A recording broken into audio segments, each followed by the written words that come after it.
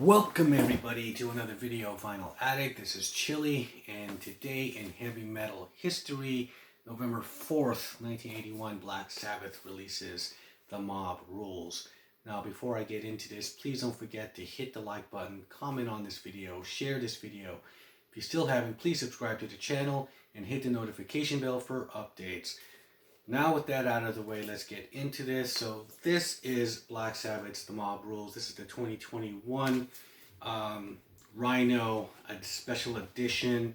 It is a double and it is a gatefold. There's some liner notes in there. And in the back is some pictures of the singles that were released, The Mob Rules, Turn Up the Night, and their logo with the Dio's famous hand gesture. Now, first of all, this remaster, the sound of it is great, and I'm talking about the rhythm section especially, but the separation of sound, all in all, is awesome. This album, from beginning to end, I felt was a very strong album. The material on here, and I think with the addition of Vinny Appice, it was really what made this album also just one of the factors that made the album so memorable. And from beginning to end, Turn Up the Night, which was a great up-tempo Sabbath song that, you know, with Dio coming in, there was a lot more up-tempo material. You know, there was some with Ozzy, you know, Symptom of the Universe and Paranoid, but I felt like with Dio, there was just more. Neon Nights, you know, Turn Up the Night, you know, songs like that. Slipping Away on here, Mob Rules.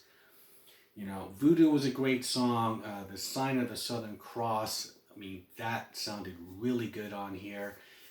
That's one of my favorite songs on this album. I love the callback to the Master Reality era with the acoustic guitar, because we don't really hear Tony playing acoustic guitar like Solitude and you know, Orchid, you know, and in that beginning of this song you really hear him playing acoustic guitar again. It's really great, and he has a sort of kind of a melancholy kind of sound to his acoustic playing, and it's just beautiful.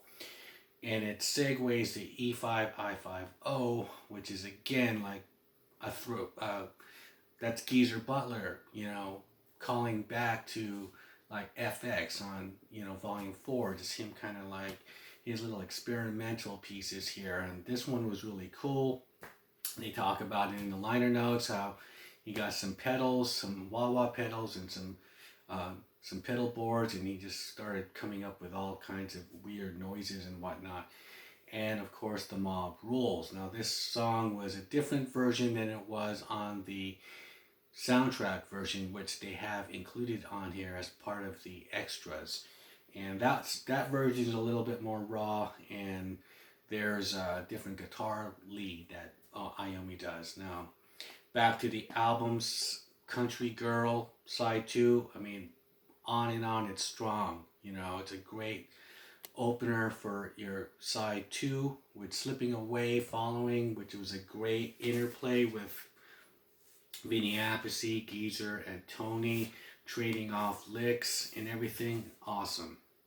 Falling Off the Edge of the World. They also talk about this in this the liner notes. Tony does, about how he kind of made his guitar sound like a violin. And of course, Over and Over, the album closure. Great album closure. Black Sabbath, 1981, doing the blues. You know, it was they haven't done the blues in so long, you know what I mean? And just for them doing it and bringing it here as an album closure, and the guitar playing, the leads that he's doing is impeccable. It's amazing, you know, front to back, track to track, this album just fucking kills. Now for side 3, you know, and this added bonus material, okay, so you have that Mob Rules song, and that was recorded in John Lennon's estate. They talk about it in the liner notes, how they went there to record it, where Imagine was filmed with the big white room and the white piano. That's where they recorded The Mob Rules. Pretty odd, but it happened. And you get Die Young, a live B-side from the Mob Rules, and then the Mob Rules 2021 mix. It's okay. It's nothing to write home about. Now you got this live material, The Sign of the Southern Cross, Heaven and Hell, which is from Portland, Oregon, USA. Reprise version. That's really cool. And then side 4, you got Hammersmith Odeon, London, Country Girl, Slipping Away, Mob Rules, Voodoo. The Slipping Away is awesome. There's a drum solo that's, you know, he's just going crazy on the drum solo, like Animal from the Muppets. There's a lot more energy in these live tracks than there are on the Live Evil album, I have to say. Now, I think the downfall with all this, with the special editions with Dio on Rhino, is that why is it only limited to a gatefold with one extra album of just like a few live tracks, whereas the Black Sabbath with the Ozzy material, like, you know, the albums of the super deluxe editions of Volume 4 and Sabotage, and, you know, all of those, you get a book, you get you get a whole double vinyl of a live concert, and you know, just they just pack their shit, you know, with Ozzy. And then with Dio, it's just like, it's this one, the Heaven and Hell one, and the Dehumanizer one. It's, you know, just they don't really offer that much for the fan as much as the Dio. As much as the Ozzy special deluxe editions, which is a shame. And hopefully in the future they could, you know, add a little bit more to it. I mean, because these liner notes are cool. You know, they have these little stories here and there, and they talk about the writing of the songs, the inspirations, of course, and they have something from the creator of this album cover, which is really cool. The backstory about this, it was found in a book, and the guy did a Blue Oyster Cult album cover, Fire of Unknown Origin, I think. I don't know which one it was, really. I have to, don't quote me on that, but it's in the liner notes, but because that's a cool cover, right? But yeah, he was saying like this is all skin, and these creatures here they're wrapped in blankets of human skin, and it's just really crazy shit. But the only thing he added on here was the devil and writing Black Sabbath in blood.